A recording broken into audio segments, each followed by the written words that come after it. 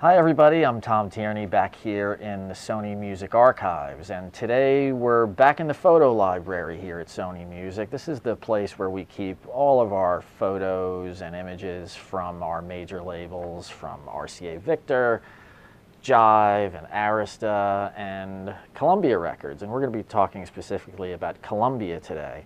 You know, Columbia, it's been around since 1887, and it's always made all types of different music for all types of different consumers, but especially what it's been known for and what it's really specialized in for a long time has been New York City-based singer-songwriters, going back to Bob Dylan, Paul Simon, Laura Nyro, Bruce Springsteen, even all the way up to Jeff Buckley. It's always been kind of a specialty of what we do here, and one of the greatest New York-based singer-songwriters is, of course, Billy Joel, and I'm going to show you some of our really neat Billy Joel stuff today. We're going to start out by, I'm going to show you some shooting art. Now, I have to take you back to the days before Photoshop, and in the days of when we originally made our LPs, the way that the LPs were manufactured is we had this working art that album covers were made from. And here's an example of one of them. This you'll recognize as the album cover for the 1976 album Turnstiles, with this great photo of Billy in the Astor Place subway station downtown in New York. And the way that this was moved into the manufacturing of the LP is this photo was mounted on this heavy cardboard, and then the graphics were overlaid onto this image, the graphics that had the album title and the artist name, whatever, maybe the Columbia logo and the selection number was laid over this with transparencies. Then it was photographed, and after the color processing, you'd have your album cover. So this is the original material that was shot and used for the cover of Turnstiles back in '76. And next, right after Turnstiles, not right after because a couple albums ensued, but if we take you up to 1980, Billy Joel's album from the spring of 1980 was Glass Houses, and here is the original oversized cover of Glass Houses, uncropped, of course. The original cover was only about that. So this is a really big and really cool original piece of the art that created the cover of Glass Houses. And right next to it, we have, if you had the album and you remember it, we have the back cover, which is really cool.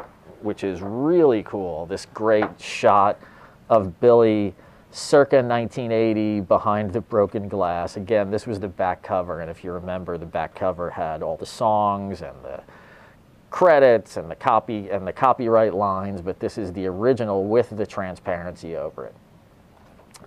Just a couple more of these that we have, just because they're all so cool, and we're really lucky to still have this material specifically for Billy Joel. So here is the great cover for Songs in the Attic from 1981, one of my favorites.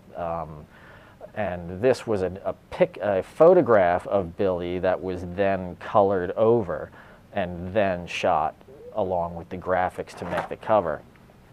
Along with the cover, now if you remember Songs in the Attic, if you had it when it came out originally on vinyl, you remember that it had not only the front and the back cover, it had a great gatefold in the center of the album, and it also had a great inner sleeve and insert with lots of information about the songs and the bands and the concerts that were recorded for the album.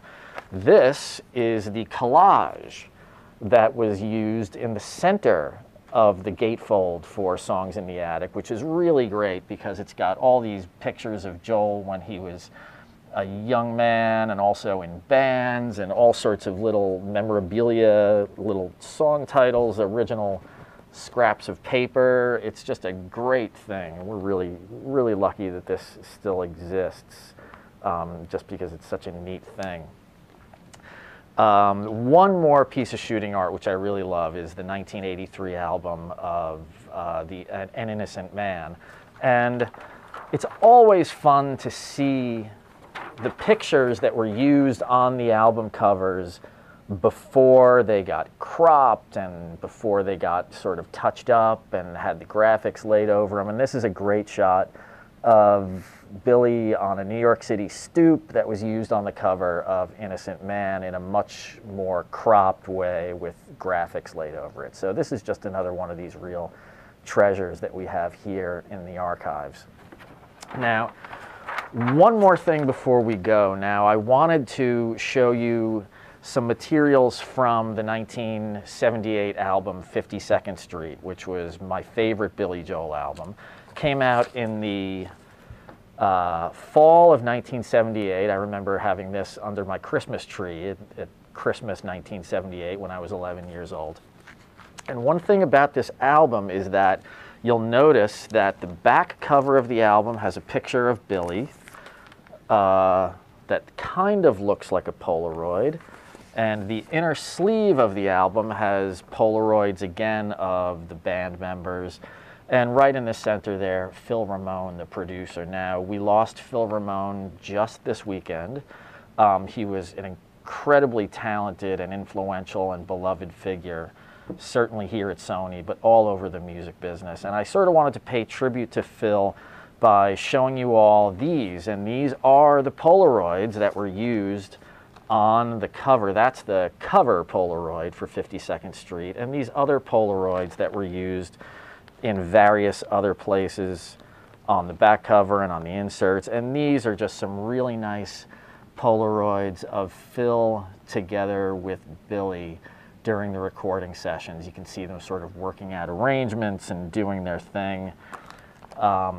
So just a really sweet moment from the recording sessions for the great 52nd Street from 1978 featuring Billy Joel and Phil Ramone.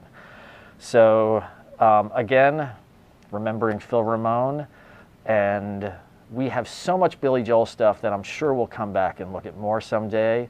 But for now, I hope you enjoyed a walk through the Columbia archives of Billy Joel materials. And again, I'm Tom Tierney, and I'll see you next time on LegacyRecordings.com.